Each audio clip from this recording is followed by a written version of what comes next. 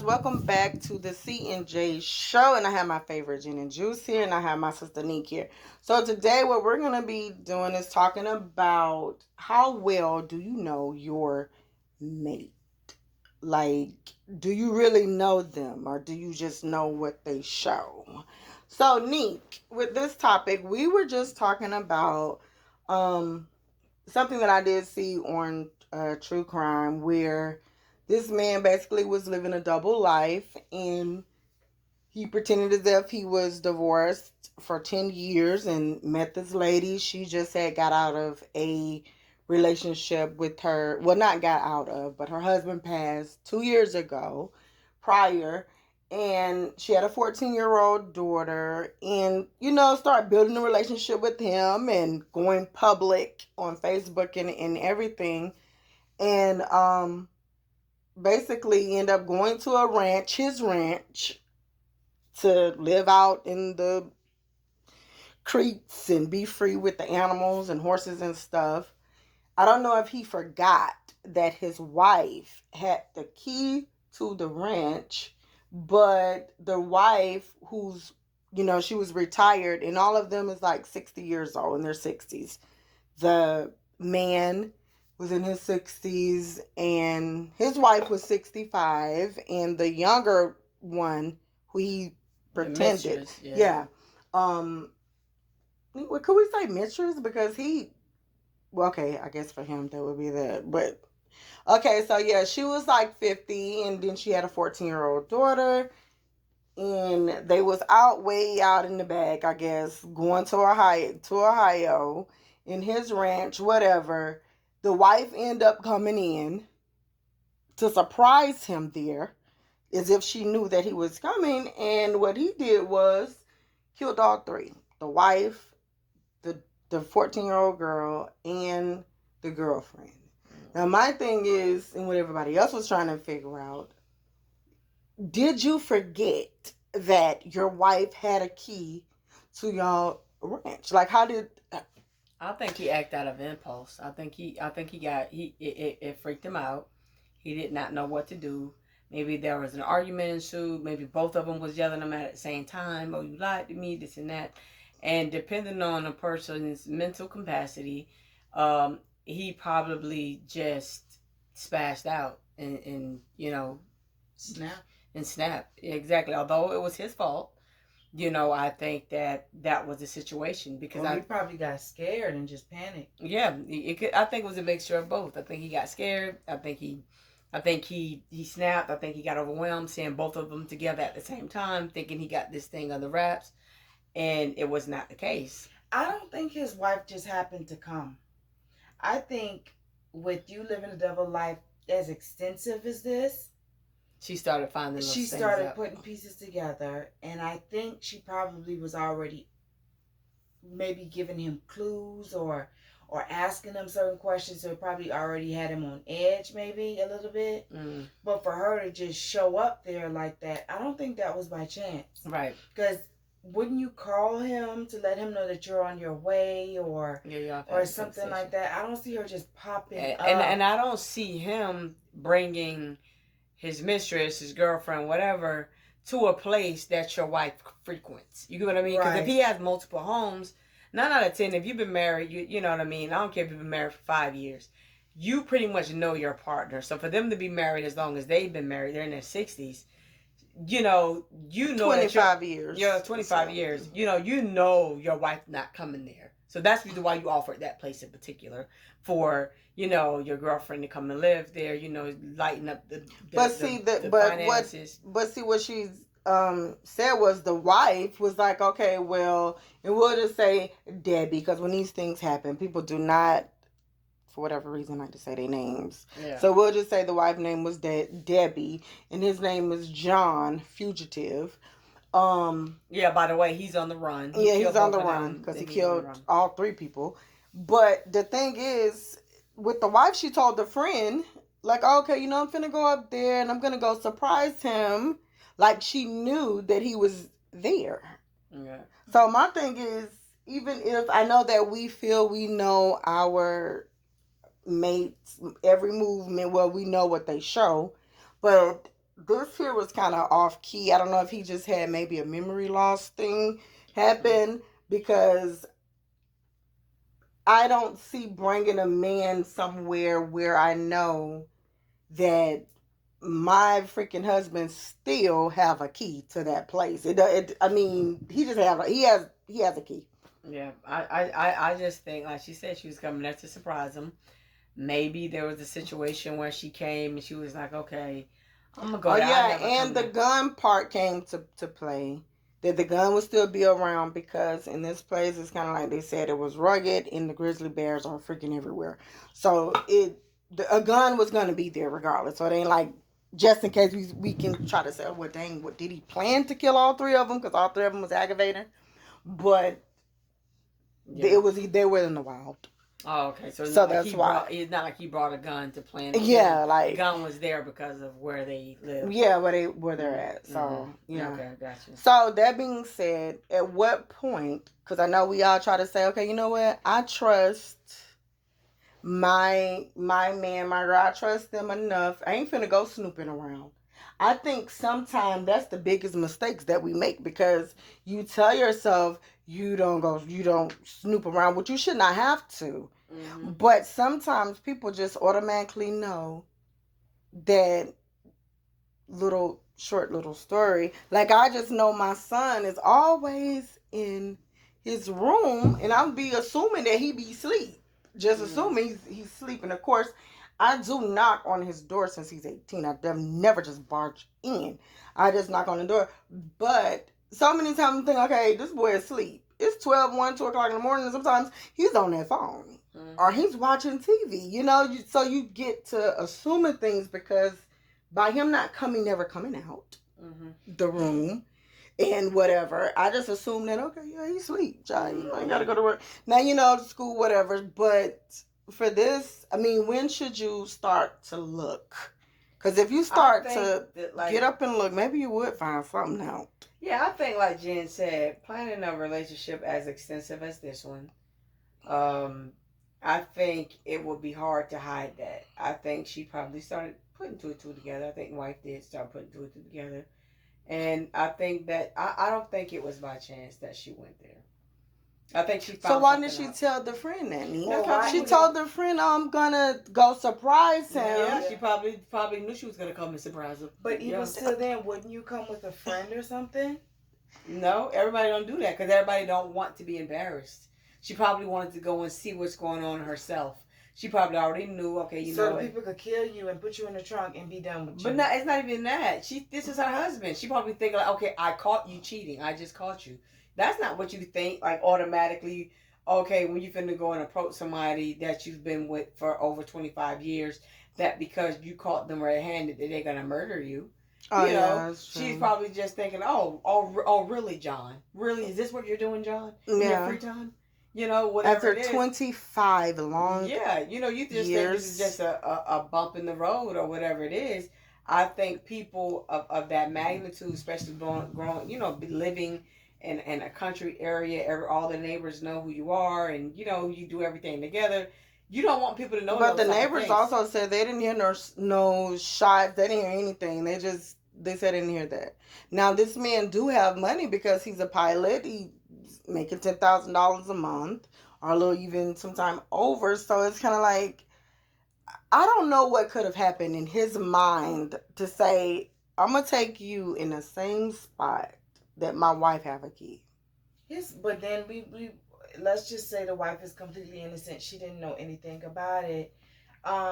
It may be somewhere where she just never goes. What if it was one of those things like, oh yeah, she just never goes there, and I'm gonna surprise him up there, but I don't know. It just sounds like it's somewhere that she just never goes. Yeah, because for her to even say it like that, like, I'm gonna go and surprise him, it's like, why would it be a surprise if you frequent here often? Yeah, You know yeah. what I mean, it'd be just, I'm just going up here to. But don't you think also, if I say I'm finna go surprise someone somewhere, did that mean that I know that you're there? Yeah. So how would I know that you're there? What, through the phone, GPS or something? Or you told me? That's what I'm saying. Because if he told her that. And how is he able to juggle two lives? Like, you have to be out there with her in the country, Then you have your wife somewhere. Well, you know else. he's a pilot too, Oh, so and then crazy. too, you know the girlfriend was posting this all on Facebook. So I don't. Maybe they just did not know each other. But see, yeah, it could, yeah, because I think she's from another state, right? The girl, No, they was all in the same area. Oh, okay. They was living in the same area. That's why they was like, okay, so how? But then that goes to show, like, sometimes if you're not involved or into what your husband or wife is doing and you let them just be, maybe she wasn't a part of social media. You know, maybe she didn't have a page, but she knew he was there. Because there's no way I would have said, oh, yeah, you know what? I'm going to just go surprise my husband at one of our spots and pick that particular spot. That's what I'm saying. That's just what I'm trying to tell y'all, right? Like, let's think about it. Let's put two and two together, right? She once said she's going to surprise him, right? There's no way that he would tell her that this is what he at if he has his woman and stepchild, I guess, or whatever you want to call it, there, right? Yeah. Moving them in.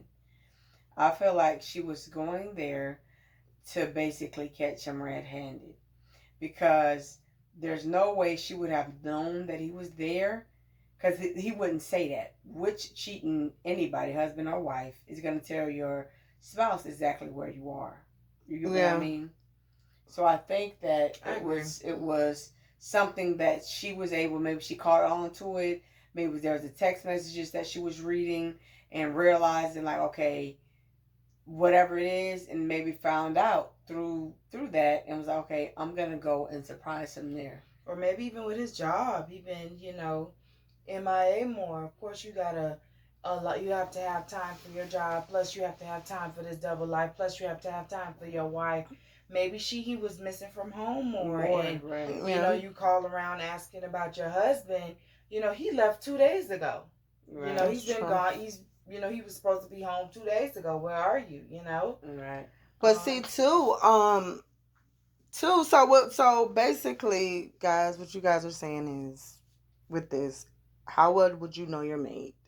Is it safe to say at some point in time, switch it up, even if you say, okay, you know what, I know every day he's gonna come in at 6 o'clock every single day. Should you switch it up and say, okay, you know what, let me see what he had, because every day he come in here like clockwork at 6 o'clock all the time. I'm finna switch this thing up. I think if you are in the space mentally to accept whatever happens at 4 o'clock, if it's not what you, you know, if it's not what you think, say for instance, he's supposed to be at work at 4 o'clock. If mentally you're willing to accept, okay, he may possibly be at somebody else's house at 4 o'clock, go ahead and do that. Or spending some money, because that's one thing. You know, as against the rules. Right. You see him spending $200 out somebody. Yeah. That's the problem. Yeah. So, I mean, because anything is a problem, especially when you feel like, okay, wait.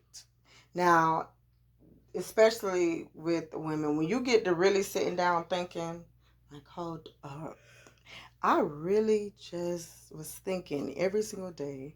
So for the last 2 years, I was thinking that you was literally getting off at 5, and then you go by and you get your a little snack or something, and you come in and you just get in right on time every time. How long have you been lying? Yeah. See, that's enough to try to end up strangling somebody. Yeah, some stuff is just. But I think the best thing to do, if you know that you're not happy, you know, take a break from each other. You know, that you see if that's something that you want to do, but tell a person, like, hey, look, I think I need like a little break to myself. But a lot of times that can't happen. Yeah. You know, a lot of times when you can't take a break. And, you know, I always wonder in these marriages, why do they always kill the person? Why not just leave? But it's just so much tied in that marriage. Yeah, you're a whole other person by the time you leave out that marriage, boy. Not even that. It's just even like, you know, your personal stuff that you work for. That's what I'm saying. Is now you don't shared with somebody else. Yeah. And are you willing to walk away from all of that? You know. Yeah. Well, even if you're not willing to walk away, let's just say this, because I know they got that passion, that little passion stuff. Oh yeah, it was in the heat of the moment. Listen, I try to see on two sides of the fence now, and put it as if it was my son or daughter or something like that. passion or not, I understand people will push you to the point. You got so many different things you can do to hurt them outside of pick up a gun and kill them. Like, let's just, it's different things you can get upset about. Push them down the stairs or something like that. Who knows outside of killing them, because that's not gonna be good. But I do understand your mind get to going, and job, you sit yourself down long enough and start really thinking, then you be like, okay, you know what? I got you. I don't think I'm gonna be able to get. I don't think we're past the I'm gonna cheat on you and get revenge.